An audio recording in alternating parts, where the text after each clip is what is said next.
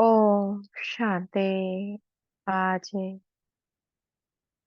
5 जनवरी 2024 की साकार महावाक्य। बाप दादा मधुबन। मीठे बाबा कहते, मीठे बच्चे, बाप समान रूहानी टीचर बनो। जो बाप से पढ़ा है वह दूसरों को भी पढ़ाओ। धारणा है तो किसको भी समझा कर दिखाओ। आज का प्रश्न है, किस बात में बाबा को अटल निश्चय है? बच्चों को भी उसमें अटल बनना है। उत्तर देते हैं बाबा। बाबा को ड्रामा पर अटल निश्चय है। बाबा कहेंगे, जो पास्ट हुआ ड्रामा, कल्प पहले जो किया था वही करेंगे। ड्रामा तुम्हें ऊपर नीचे नहीं करने देगा। परंतु अभी तक बच्चों की अवस्था ऐसी बनी नहीं है, इसलिए मुख से निकलता ऐसे होता तो ऐसा करते, पता होता तो यह नहीं करते। बाबा कहते, बीते को चित्यो नहीं, आगे के लिए पुरुषार्थ करोगे, ऐसी कोई भूल फिर से ना हो। ओम शांति। रूहानी बाप रूहानी बच्चों को बैठ समझाते हैं। बाप खुद कहते हैं, मैं जब आता हूँ तो किसको पता नहीं पड़ता, क्योंकि मैं हूँ गुप्त। गर्भ में भी जब आत्मा प्रवेश करती है तो प्रवेश होने का मालूम थोड़े ही पड़ता है। तिथि तारीख निकल ना सके। जब गर्भ से बाहर निकलती है तब वह तिथि तारीख निकलती है, तो बाबा की प्रवेशता की तिथि तारीख का भी पता नहीं लगता। कब प्रवेश किया, कब रथ में पधारे, कुछ पता नहीं पड़ता। कोई को देखते थे तो वह नशे में चले जाते थे। समझा कुछ प्रवेशता है या कुछ ताकत आई है। ताकत कहाँ से आई? मैंने खास कोई जप तप तो नहीं किया। इसको कहा जाता है गुप्त। तिथि तारीख कुछ नहीं। सूक्ष्म वतन की भी स्थापना कब होती है, यह कुछ नहीं कह सकते। मुख्य बात है मन मना भाव। बाप कहते हैं, हे आत्माएं, तुम मुझे अपने बाप को बुलाती हो कि आकर पतितों को पावन बनाओ, पावन दुनिया बनाओ। बाप समझाते हैं, ड्रामा प्लान अनुसार जब मुझे आना होता है तो चेंज जरूर होती है। सतयुग से लेकर जो कुछ पास हुआ सो फिर रिपीट करेंगे। सतयुग त्रेता फिर जरूर रिपीट करेंगे। सेकंड सेकंड पास से होता जाता है। संवत भी पास से होता जाता है। कहते हैं, सतयुग पास्ट हुआ, देखा तो नहीं। बाप ने समझाया है, तुमने पास किया है। तुम ही पहले पहले हमसे बिछुड़े हो, तो इस पर गौर करना है। कैसे हमने 84 जन्म लिए हैं, जो फिर हूबहू लेने पड़ेंगे। अर्थात दुख और सुख का पाठ बजाना पड़ेगा। सतयुग में होता है सुख, जब मकान पुराना होता है तो कहाँ से छतें बहती है। कहाँ से कुछ होता रहता है तो फुरना हो जाता है कि इसकी मरम्मत करनी है। जब बहुत पुराना हो जाता है तो समझा जाता है यह मकान रहने लायक नहीं है। नई दुनिया के लिए ऐसे नहीं कहेंगे। अब तुम नई दुनिया में चलने के लायक बनते हो। हर चीज पहले नई फिर पुरानी होती है। अब तुम बच्चों को यह ख्याल में आता है और कोई तो इन बातों को समझ ना सके। तब कहते गीत रामायण गीता रामायण आदि सुनाते रहते हैं। उसमें ही बिजी रहते हैं।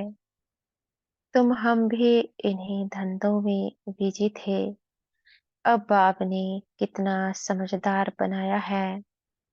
बाबा कहते बच्चे अब यह पुरानी दुनिया खत्म होने वाली है। अब नई दुनिया में चलना है। ऐसे भी नहीं सब चलेंगे। सब मुक्ति धाम में बैठ जाए यह भी कायदा नहीं है। पर ले हो जाए। तुम जानते हो यह पुरानी दुनिया और नई दुनिया का बहुत ही कल्याणकारी संगम युग है। अब चेंज ही होनी है। फिर शांति धाम में जाएंगे। वहां सुख के भासना की भी कोई बात नहीं। गायन है यज्ञ में विघ्न पड़े सो तो पढ़ते रहते हैं। कल पे बाद फिर पढ़ते रहेंगे। तुम अब पक्के हो गए हो। यह स्थापना विनाश का कोई छोटा काम नहीं है। विघ्न इस बात में पड़ते हैं। बाप कहते हैं काम महाशत्रु है। इस पर ही अत्याचार होते हैं। द्रौपदी की भी बात है ना। ब्रह्मचर्य पर ही सारी खिटपिट है। सतो प्रधान से तमो प्रधान बनना है जरूर। सीढ़ी उतरनी है। पुरानी दुनिया होनी है जरूर। इन सब बातों को तुम ही समझते हो और सिमरन भी करते हो और पढ़कर पढ़ाना भी है। टीचर बनना है जरूर। नॉलेज बुद्धि में है तब पढ़कर टीचर बनते हैं। फिर टीचर से जो सीख कर होशियार होते हैं तो गवर्नमेंट उनको पास करती है। तुम भी टीचर हो। बाप ने तुमको टीचर बनाया है। एक टीचर क्या कर सकते हैं। तुम सब हो रूहानी टीचर। बाबा कहते तो बुद्धि में नॉलेज होनी चाहिए। ज्ञान तो बिल्कुल एक्यूरेट है।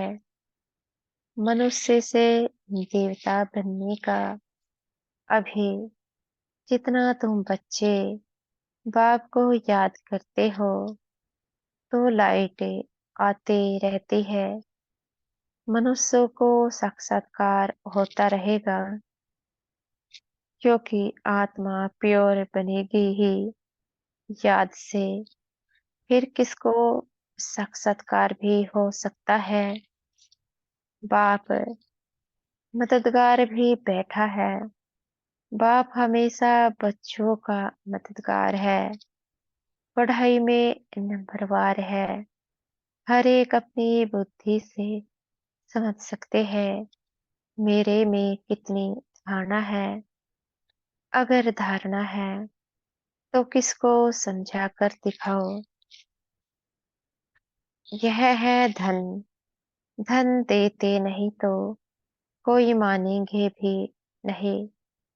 कि इनके पास धन है, धन दान करेंगे तो महादानी कहेंगे।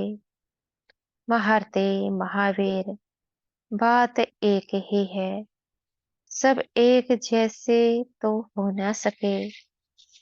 तुम्हारे पास कितने आते हैं, एक एक से बैठ माथा मारना होता है क्या। वो लोग अखबार द्वारा बहुत बातें सुनते हैं तो बहुत चमकते हैं, फिर जब तुम्हारे पास आकर सुनते हैं तो कहते हैं हमने परमत पर क्या किया। यहाँ तो बहुत अच्छा है, एक एक को ठीक करने में मेहनत लगती है। यहाँ भी कितनी मेहनत लगी है, फिर भी कोई महारथी, कोई घोड़ेसवार, कोई प्यादा। यह ड्रामा में पार्ट है, यह तो समझते हो। आखिर जीत तुम्हारी होनी है, जो कल पे पहले बने थे वही बनेंगे। पुरुषार्थ तो बच्चों को करना ही है। बाप राय देते हैं, समझाने की कोशिश करो। पहले तो शिव बाबा के मंदिर में जाकर सर्विस करो। तुम पूछ सकते हो यह कौन है, इस पर क्यों पानी चढ़ाते हैं। तुम अच्छी तरह जानते हो, कहते हैं गई टांडे पर अर्थात आग लेने और मालिक के होकर बैठ गई। यह दृष्टांत भी तुम्हारा ही है। तुम जाते हो जगाने के लिए, तुमको निमंत्रण देकर बुलाते हैं, तो ऐसा निमंत्रण आए तो खुशी होनी चाहिए। कासे आदि में बड़े बड़े टाइटल देते हैं, भक्ति में कितने ढेर मंदिर है। यह भी एक धंधा है। कोई अच्छी स्त्री देखी तो उनको गीता कंठ कराए आगे कर देते हैं, फिर जो कमाई होती है वह मिल जाती है कुछ भी नहीं। रिद्धि सिद्धि बहुत सीखते हैं, ऐसे स्थानों पर जाना चाहिए। तुम बच्चों को कभी शास्त्रार्थ नहीं करना चाहिए। तुमको तो जाकर बाप का परिचय देना है। मुक्ति, जीवन मुक्ति दाता एक है, उनकी महिमा करनी है। वह कहते हैं अपने को आत्मा समझ मुझे याद करो। बाकी मन मना भाव का अर्थ यह नहीं है कि गंगा में जाकर स्नान करो। मामीकम का अर्थ है मुझ एक को याद करो। मैं प्रतिज्ञा करता हूँ, मैं तुमको सब पापों से मुक्त करूंगा। जब से रावण आया है तब से पाप शुरू हुए हैं, तो ऊंच पद पाने का बहुत पुरुषार्थ करना है। पोजीशन के लिए मनुष्य रात दिन कितना माथा मारते हैं, यह भी पढ़ाई है। इसमें कोई किताब आदि उठाने की बात नहीं है। 84 का चक्र तो बुद्धि में आ गया है, कोई बड़ी बात नहीं है। एक एक जन्म की डिटेल थोड़े ही बताते हैं। 84 जन्म पूरे हुए, अब हम आत्माओं को वापस से घर जाना है। आत्मा जो पतित बनी है उनको पावन जरूर बनना है। सबको यही कहते रहो, मामी कम याद करो। बच्चे कहते हैं बाबा योग में नहीं रह सकते। अरे तुमको सम्मुख कह रहा हो, मुझे याद करो। फिर योग अक्सर तुम क्यों कहते हो? योग कहने से ही तुम भूलते भी हो। बाप को याद कौन नहीं कर सकता? लौकिक माँ बाप को कैसे याद करते हो? यह भी माँ बाप है ना? यह भी पढ़ते हैं। सरस्वती भी पढ़ती है। पढ़ाने वाला एक बाप ही है। तुम पढ़ते हो। तुम जितना पढ़ते हो फिर औरों को समझाते हो। बाप कहते हैं, बच्चे शास्त्र पढ़ने जब तक करने से मुझे प्राप्त नहीं कर सकते हो, बाकी फायदा क्या है? सीढ़ी तो उतरते ही आते हो। तुम्हारा कोई दुश्मन नहीं, फिर भी तुमको समझाना है जरूर कि पाप और पुण्य कैसे जमा होता है। रावण, राज्य के बाद ही तुमने पाप करना शुरू किया है। ऐसे भी बच्चे हैं जिनको नई दुनिया, पुरानी दुनिया क्या है यह भी समझाने नहीं आता है। अब बाप कहते हैं कि बेहद के बाप को याद करो, वही पतित पावन है।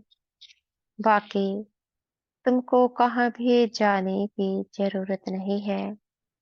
भक्ति मार्ग में सदैव पैर घर से बाहर निकलता था। पति स्त्री को कहते हैं, श्री कृष्ण का चित्र घर में भी है, फिर बाहर क्यों जाती हो? क्या फर्क है? पति परमेश्वर है, इसको भी नहीं मानते। भक्ति मार्ग में बहुत दूर दूर ऊंचा मंदिर बनाते हैं, जो मनुष्यों का भाव बैठे। तुम समझाते हो मंदिरों में कितना धक्का खाते हैं। यह एक ही रस्म पड़ी है। शिव काशी में तीर्थ करने जाते हैं, परंतु प्राप्ति कुछ भी नहीं। अब तुमको तो बाप की श्रीमत मिलती है, तुमको कहाँ भी जाना नहीं है। पतियों का पति परमेश्वर वास्तव में वह एक ही है, जिसको तुम्हारे पति काके मामे सब याद करते हैं। वह है पति परमेश्वर अथवा पिता परमेश्वर। वह तुमको कहते हैं, मामे कम याद करो तो तुम्हारे भी कर्म विनाश होंगे। तुम्हारी जोत अब जग रही है, तो तुम्हारे से मनुष्यों को लाइट देखने में आती है। तो बच्चों का भी नाम बाला होना चाहिए। बाप बच्चों का नाम तो बाला करते हैं ना। सुदेश बच्चे समझाने में बड़ी तीखी है। पुरुषार्थ बहुत अच्छा किया है, तो पुरानों से भी आगे गई है। इसमें भी जास्ती पुरुषार्थ कर आगे चली जाएगी। सारा मदार पुरुषार्थ पर है। हार्ट फेल नहीं होना चाहिए। पिछाड़ी में आया तो भी सेकंड में जीवन मुक्ति पा सकते हैं। दिन प्रतिदिन ऐसे बहुत निकलते रहेंगे। ड्रामा में तुम्हारा विजय का पाठ तो है ही, विघ्न भी पड़ने हैं। और कोई सत्संगों में ऐसे विघ्न नहीं पड़ते हैं। यहाँ विकारों पर ही हंगामा होता है। गायन भी है, अमृत छोड़ विष काहे को खाए। बाबा कहते, ज्ञान से एक देवी देवता धर्म की स्थापना हो जाती है। सतयुग में रावण राज्य हो न सके, समझाने कितनी साफ है। राम राज्य के बाजू में ही रावण राज्य भी दिखाया है। तुम टाइम भी दिखाते हो। यह है संगम। दुनिया बदल रही है। स्थापना पालना विनाश कराने वाला एक बाप है बहुत सहज, परंतु धारणा पूरी होती नहीं और सब बातें याद रहती है, बाकी ज्ञान और योग भूल जाता है। तुम ऊंचते ऊंच भगवान की संतान हो। दिन प्रतिदिन तुम सोलवेंटी होते जाते हो। धन मिलता है ना, खर्चा भी आता जाता है।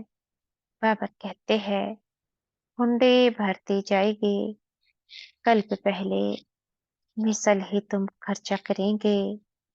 कम ज्यादा ड्रामा करने नहीं देगा। ड्रामा पर बाबा का अटल निश्चय है। जो पास्ट हुआ ड्रामा, ऐसे नहीं कहना चाहिए ऐसा होता था, यह नहीं करते थे। अभी वह अवस्था आई नहीं है। कुछ न कुछ मुख से निकल जाता है, फिर फील होता है। बाबा कहते हैं बीते को चित्तो नहीं, आगे के लिए पुरुषार्थ करोगे, ऐसी भूल फिर ना हो। इसलिए बाबा कहते हैं चार्ट लिखो, इसमें बहुत कल्याण है। बाबा ने एक को देखा, सारी जीवन कहानी लिख रहे थे। समझते हैं बच्चे सीखेंगे, यहाँ फिर श्रीमत पर चलने में ही कल्याण है। यहाँ झूठ भी चल ना सके। नारद का मिसाल, चार्ट से फायदा बहुत है। बाबा फरमान करते हैं तो बच्चों को फरमान पर चलना चाहिए। अच्छा, मीठे मीठे सिखी लदे बच्चों करते, माता पिता बाप दादा का याद प्यार और गुड मॉर्निंग। रूहानी बाप के रूहानी बच्चों को नमस्ते। हम बच्चों के भी बेटी प्यारे बाप दादा को याद प्यार गुड मॉर्निंग और नमस्ते। धारणा के लिए मुख्य सार पहला है ज्ञान धारण कर दूसरों को समझाना है। ज्ञान धन दान करके महादानी बनना है। किसी से भी शास्त्रार्थ न कर बाप का सत्य परिचय देना है। दूसरा पॉइंट है तुम्हें बीती बातों का चिंतन नहीं करना है। ऐसा पुरुषार्थ करना है जो फिर कभी भूल ना हो। अपना सच्चा सच्चा चार्ट रखना है। आज का वरदान है, हमारे सतगुरु जी हमें आज का वरदान दे रहे हैं। योग द्वारा ऊंची स्थिति का अनुभव करने वाले डबल लाइट फरिश्ता भव। आप राजयोगी बच्चे योग में ऊंची स्थिति का अनुभव करते हो। हठ योगी फिर शरीर को ऊंचा उठाते हैं। आप कहाँ भी रहते ऊंची स्थिति में रहते हो, इसलिए कहते योगी ऊंचा रहते हैं। आपके मन की स्थिति का स्थान ऊंचा है, क्योंकि डबल लाइट बन गए। वैसे भी कहा जाता है कि फरिश्तों के पांव धरने पर नहीं होते। फरिश्ता अर्थात जिसका बुद्धि रूपी पांव धरती पर ना हो, देहभान में ना हो, पुरानी दुनिया से कोई लगाव ना हो। आज का स्लोगन है अभी दुआओं के खाते को संपन्न बना लो तो आपके चित्रों द्वारा सबको अनेक जन्म दुआएं मिलती रहेगी। अच्छा, ओम शांति।